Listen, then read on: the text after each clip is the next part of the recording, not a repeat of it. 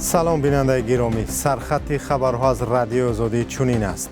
مهاجران تاجیک را در مسکو به اطاعت نکردن به کارمند پلیس عیبدار کردند و باز 150 مهاجر دیگر بازداشت شد.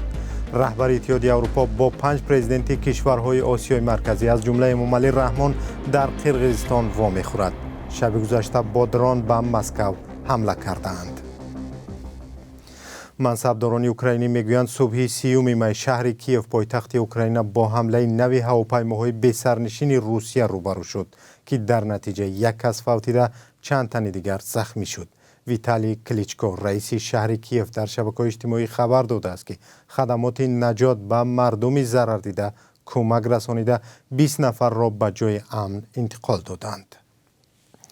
روز سه‌شنبه میری مسکو سرگئی سابیانین هم در شبکه اجتماعی تلگرام نوشت که صبح 30 می پایتخت روسیه با هواپیماهای بی سرنشین حمله شده است. سابیانین افزوده است که بر اثر این حمله یک چند بنا زیانی ناچیز دیده است. او افزوده است که تا همین لحظه درباره جراحت کسی معلومات نرسیده است. بر پایه خبرها در شبکه تلگرام صبح 30 می در ولایت مسکو بیش از 10 هواپیمای بی سرنشین بی ضرر گردانیده شد. نماینده خدمات نجاتی روسیه به خبرگزاری ریا نوستی معلومات داده است که بر اثر حمله 2 منزل زیست زیان دیده است. او علاوه کرده است که کسی جراحت نبرداشت. معلومات خدمات نجاتی روسیه را یگان منبع مستقل تصدیق و یا رد نکرده است. ما حادثه را پیگیری داریم و تفصیلات آن در نشر بعدی اخبار و سایت رادیو آزادی نشر می شود. بیش از 150 مهاجر تاجیک را صبح 30 می در نزد متروی میتینای مسکو بازداشت کردند. مهاجران تاجیک با ارسال نوار بر رادیو آزادی گفتند که آنها را از خواب بیدار کردند و به 4 اتوبوس سوار کرده به شعبه پلیس ناحیه میتینا بردند.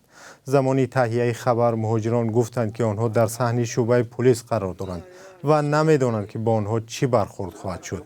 مهاجران گفتند آنها در نزد متروی میتینای مسکو در ساختمان کار میکردند و جای خوابشان نیز آنجا هست.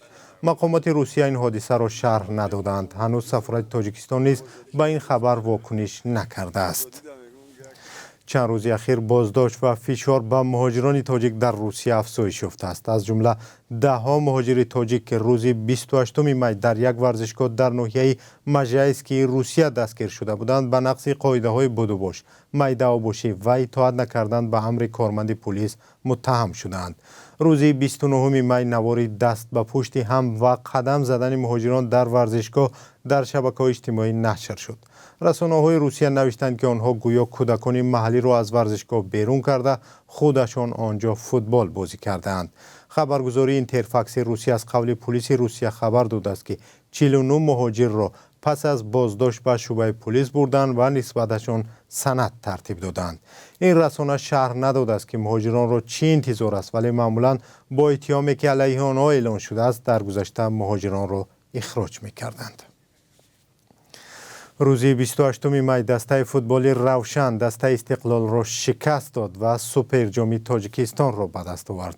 روشن از سرمخلص‌ترین دسته فوتبال تاجیکستان است که سالها سرپرست نداشت و در رقابت‌ها پیروزی به دست نمی آورد.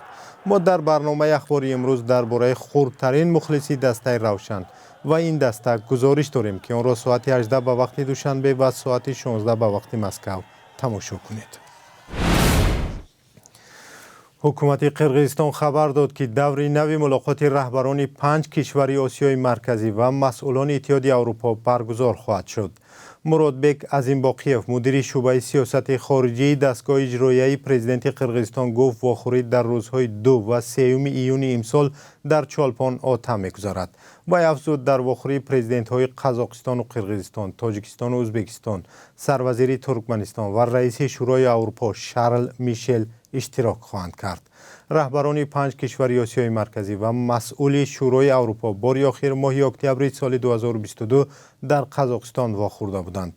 آن زمان چند سازمان با نفوذ از شارل میشل خواستند که به بد شدن وضع حقوق انسان در کشورهای منطقه توجه کند، ولی بیشتر همکاری و سرمایه‌گذاری در آن نشست بررسی شد. ملاقات نو در حال صورت می‌گیرد که اتحادیه اروپا از احتمال مدد کردن بعضی از کشورهای آسیای مرکزی بر روسیه برای دور زدن تحریم‌های غرب تشویش دارند. آنها هشدار دادند که در صورت تصدیق یاری‌های کشورهای آسیای مرکزی به مسکو خود آنها زیر بار تحریم خواهند ماند. شرکت و کارخانه‌های روسیه که زیر فشار تحریم بازارهای عنعنوی و یا تامیناتشان را از دست دادند در کشورهای شوروی سابق از جمله تاجیکستان جای پای می‌جویند. نماینده تجارتی روسیه در دوشنبه یوگنی کرنکوف اخیراً با نمایندگان بخش خصوصی ولایت ارلف درباره امکانیت‌های کار و سرمایه‌گذاری در تاجیکستان صحبت کرد. کرنکوف گفت از روی قانون شرایط برای همه برابر است، اما در عمل نه همیشه چنین است. و از جمله نبودن شفافیت و بعضی افضلیت‌ها را به شرکت‌های نزدیک به منصبداران ذکر نمود. کرنکوف گفت معلومات دقیق و شفاف درباره بعضی از سمت‌های صاحبکاری دسترس عامه نیست و از شرکت‌های بخش مشخصی صاحبکاری نام نبرد، اما مصلحت داد که برای معلومات مفصل و واقعی صاحبکاران روسیه به نمایندگان تجاریشان در تاجیکستان مراجعت کنند. روسیه پس از حمله به اوکراین زیر تحریم شدید اقتصادی قرار گرفته است و اکثر شرکت‌های بزرگ کار در این کشور را قطع کردند. و بانک ملی تاجیکستان برای روزی 30 می قرب 1000 روبل روسی را 136 سامانی، 1 دلار آمریکایی را 10 سامانی و 91 درهم و 1 یورو را 11 سامانی و 69 درهم مقرر کرده است. مبلغ قرب اسعار در بانک‌های تجارتی اندک فرق می‌کند. برنامه به پایان رسید و شما را با خبر و گزارش‌های بیشتر در برنامه اخباری آزادی انتظاریم که ساعت 18 به وقت دوشنبه و ساعت 16 به وقت مسکو نشر می شود.